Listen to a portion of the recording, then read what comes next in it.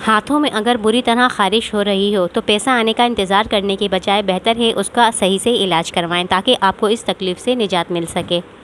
बिस्मिल्लाहिर्रहमानिर्रहीम। अस्सलाम वालेकुम वीवर्स। आज की वीडियो है हाथों की ख़ारिश या हाथों की एलर्जी के बारे में। कुछ लोगों को हाथों में अक्सर बहुत शदीद किस्म की एलर्जी हो जाती है, ख़ारिश हो जाती है, स्किन जगह जगह से रेड होने लगती है, खुजा खुजा के स्किन पे जो है ख़राशें आ जाती हैं, जलन होती है, बहुत ज़्यादा तकलीफ़ में इजाफ़ा हो जाता है। इसके लिए हम आपको बताएंगे कुछ हल।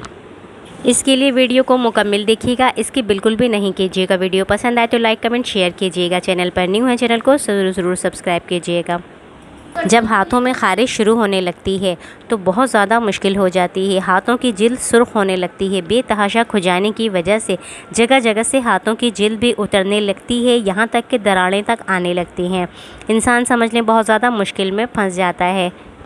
कुछ लोगों को ये उनके वालिदैन से भी मुंतकिल हो सकती है। कुछ लोगों को ये ख़ास किस्म की एलर्जी किसी वजह से भी हो जाती है, कुछ गर्म खाने की वजह से या कोई कपड़ा पहनने की वजह से या फिर माहौलियाती आलूदगी की वजह से। बहुत सारी अक़साम हैं जिनकी वजह से ये हाथों की ख़ारिश लग सकती है। हाथों की इस तरह की ख़ारिश को दूर करने के लिए सबसे पहले तो हल्दी बहुत ज़्यादा बेहतरीन है। इसके लिए आप हल्दी का पेस्ट बना लें। पानी मिलाकर आप थोड़ा इतना गाढ़ा पेस्ट बनाएं, उसे हाथों में जहां आपको ख़ारिश हो रही है पूरा लेप कर दें। अच्छी तरह से हल्दी का लेप लगाने के बाद आप किसी सूती कपड़े से उस जगह को पट्टी की तरह से बांध दें। जब ये कपड़े की तरह आप इसे पट्टी की तरह बांध देंगे तो जितनी देर हो सके, चंद घंटे, 4, 5, 6, 8, जितनी देर आप इसको रखेंगे आपको ठंडक मिलेगी और जो ख़ारिश है आपकी वो कम होगी।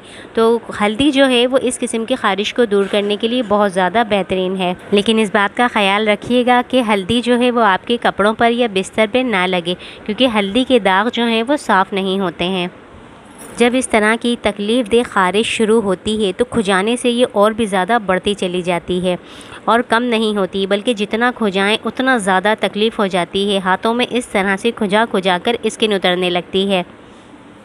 तो इस तरह की ख़ारिश को दूर करने के लिए आप नारियल का तेल भी लगा सकते हैं, क्योंकि नारियल का जो तेल है वो एंटी बैक्टीरियल और एंटी फंगल ख़ुसूसियात का हामिल होता है।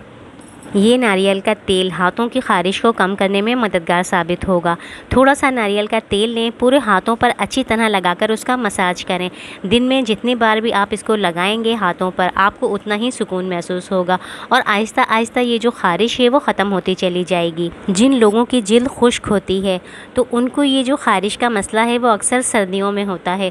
तो अगर आपकी जिल्द खुश्क है और सर्दियों में आप इस ख़ारिश की तकलीफ़ का शिकार हैं तो आपको ज़ैतून का तेल इस्तेमाल करना चाहिए।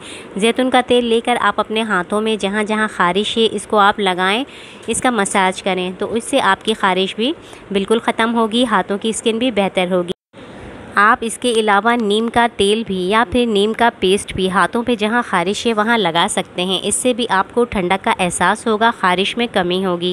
हर तरह की ख़ारिश या दानों के हवाले से मेरे चैनल पर पनीर बूटी की वीडियो मौजूद है, जो हर तरह की ख़ारिश को, दानों को ख़त्म करती है, खून को साफ़ करती है। वो भी इस तरह की ख़ारिश में बहुत ज़्यादा बेहतरीन है। मुकम्मल वीडियो आप देखना चाहें तो लिंक मैं डिस्क्रिप्शन में दे दूँगी, आप देख सकते हैं।